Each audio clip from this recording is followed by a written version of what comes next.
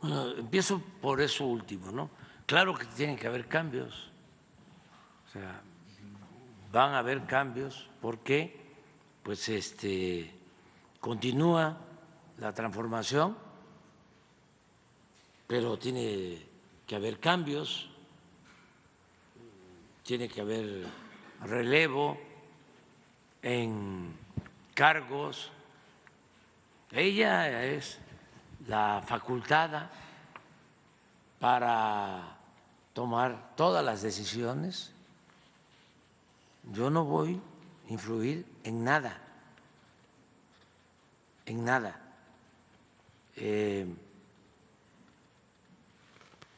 Ella va a elegir a su equipo, no me preguntó ni yo le sugerí lo de Rogelio, fue una decisión que ella tomó y ella habló con Rogelio y entiendo que Rogelio aceptó y es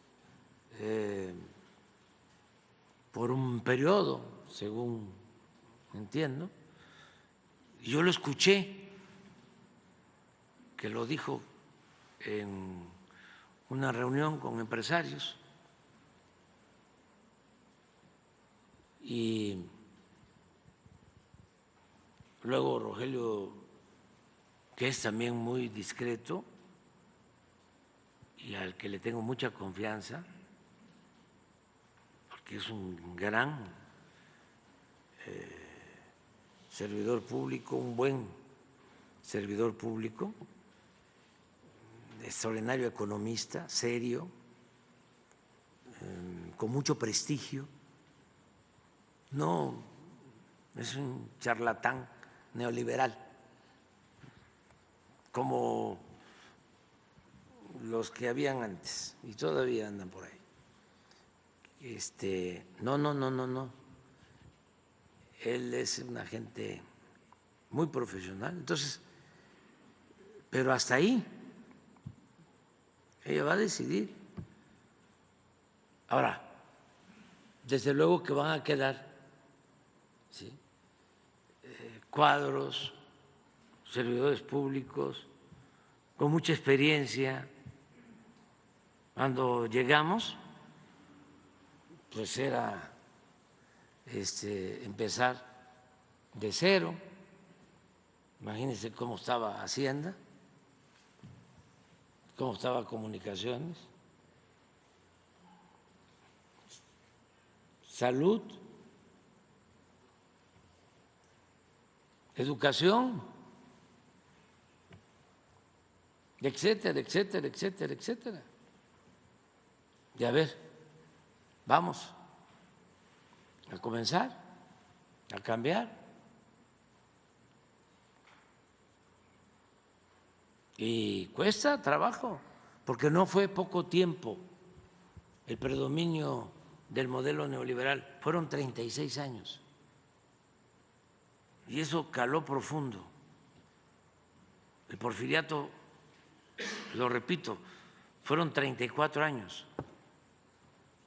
El neoporfirismo fueron 36 años.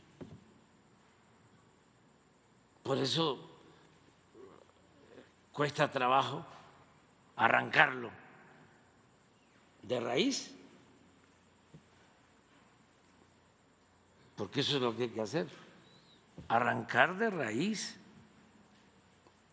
el régimen de corrupción, de injusticias, de privilegios, que el gobierno no sea un instrumento al servicio de una minoría rapaz, que el gobierno no sea un comité al servicio de unos cuantos, que el gobierno represente a todos. Una de las cosas que me ha gustado muchísimo, entre otras, en los discursos de Claudia, es que habla de la separación del poder económico y del poder político. Eso es sabio, esa es una recomendación de una gente del pueblo, de un migrante. Lo he contado ya varias veces, que en San Quintín, después de un acto en campaña, me buscó en la multitud un maestro migrante de Puebla que vive allá en San Quintín y me dijo, vamos a ganar. Pero así como el presidente Juárez separó el poder civil del eclesiástico, porque como establece la Biblia, a Dios lo que es de Dios y al César lo que es del César, así lo que ahora se requiere es separar el poder económico del poder político y que el gobierno represente a todos, a ricos y pobres, del campo, de la ciudad, de todas las clases sociales, que el gobierno no esté al servicio de un grupo, como era, porque se sentían dueños de México y tenían secuestrado, controlado el poder legislativo, desde luego el judicial y el ejecutivo. Ellos mandaban en todo. Entonces, qué bueno que va a continuar esa separación y es por el bien de todos, de los empresarios, de las clases medias. Eso es lo que nos conviene a todos los mexicanos. Sobre la reelección, pues cada quien tiene sus puntos de vista y además son circunstancias. Lo de la India, del primer ministro Modi, tiene una explicación. Él está haciendo un buen gobierno, tiene el apoyo de su pueblo. No es fácil gobernar un país de 1.400 millones de habitantes y si él tiene el respaldo de la mayoría, pues es el pueblo el que decide si legalmente está permitido la reelección, puede hacerlo como ya se llevó a cabo y así en otros casos. Lo mío es distinto porque no es legal, no se apega a mis principios, soy maderista, creo en el sufragio efectivo y en la no reelección y además ya hablé de las ventajas. Imagínense que alguien, no igual, porque la lealtad que vale es la lealtad al proyecto, la identificación con el proyecto. Esa es la verdadera lealtad. La lealtad en lo personal, en política, suele ser un mito. Incluso es hasta abyección. No, la lealtad así en lo personal, yo soy muy leal. No, la lealtad importante es la lealtad al proyecto, la lealtad al pueblo, la lealtad a las instituciones, la lealtad a la patria. Y si nos identificamos en eso, nos identificamos en todo, en todo. Entonces, yo estoy muy contento porque hay esa identificación con Claudia, que tiene que ver con principios, que tiene que ver con ideales. Y eso me da mucha tranquilidad. ¿Y cuál es la otra pregunta? El tema del equipo de transición, si va a haber mesas muy puntuales, si va a ser en territorio sí, cuando derivado. platiquemos nos vamos a poner de acuerdo de cómo vamos a trabajar juntos estos 3 meses y días para llevar a cabo una transición tranquila, sin sobresaltos, ordenada y muy fraterna. Gracias, presidente. Y nada más retomando, yo creo que un tema que todos los compañeros ponderan y que es importante subrayar, lo del plan C. Vemos que hay puntualmente con el esbozo del PREP una mayoría calificada tanto en el Congreso de la Unión como en la Cámara Alta, en la Cámara de Senadores.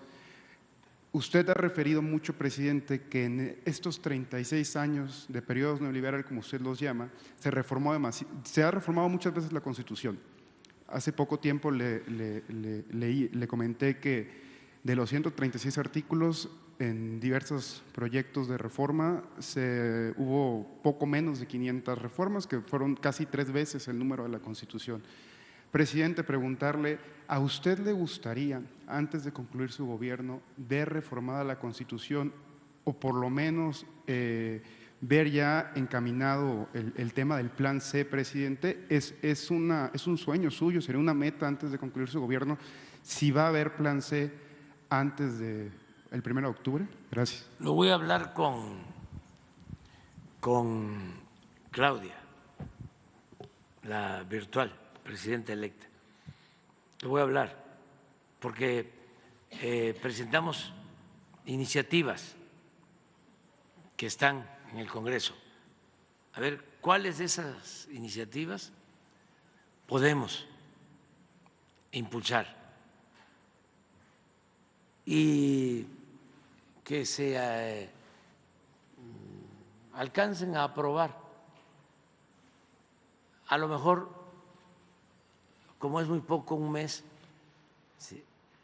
inician los procesos y luego ya el Congreso, que es libre, los diputados, los senadores resuelven, pero lo voy a hablar con ella, en todo caso.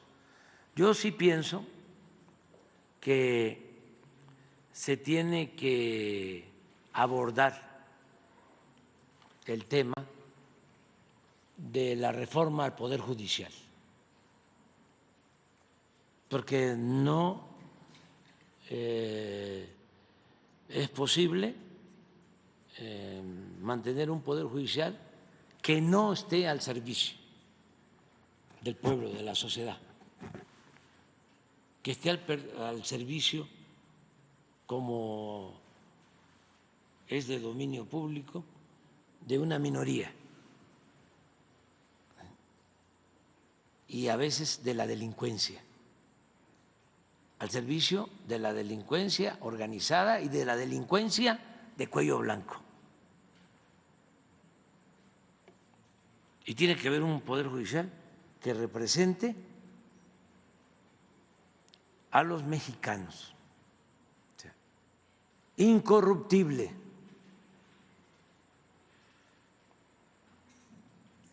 porque si no, no avanzamos. Pero eso hay que verlo.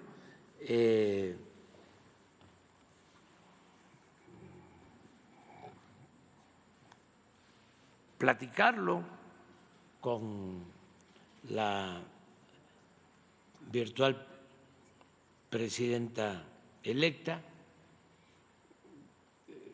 ver qué opinión tienen también los legisladores sobre el caso. Yo he buscado otros mecanismos de reforma al Poder Judicial y la verdad no los veo eficaces. Por ejemplo, no se puede pensar en la desaparición del Poder Judicial, ¿sí?, por una reforma constitucional y crear un nuevo Poder Judicial, algo parecido a lo que hizo Zedillo. No, no estoy de acuerdo con eso. La otra opción es dejarle a los integrantes del Poder Judicial, que ese era mi propósito inicial, el que ellos impulsaran la reforma, pero no tuvimos éxito, no entendieron, siguieron sometidos a los poderes económicos y al poder político. No tuvieron la arrogancia de sentirse libres.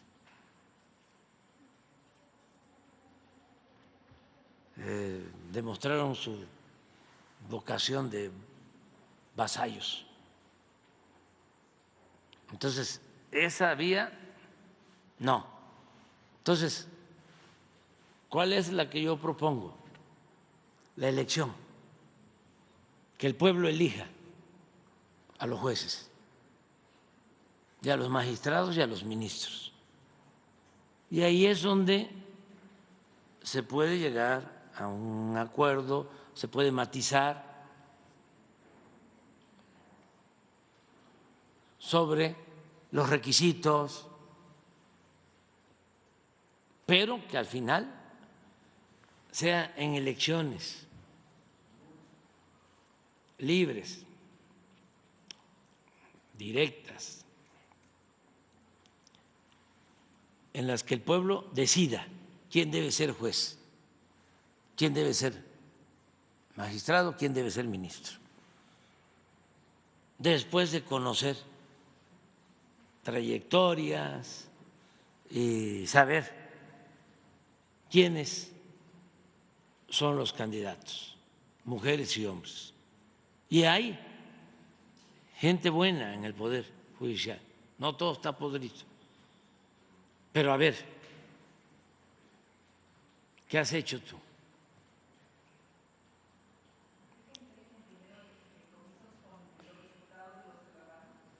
Por ejemplo, eso podría ser, sí, un distintivo, ¿no?, de lo nuevo, el que cómo van a estar ganando más de lo que se ordena en la Constitución, cómo van a estar ellos violando la Constitución.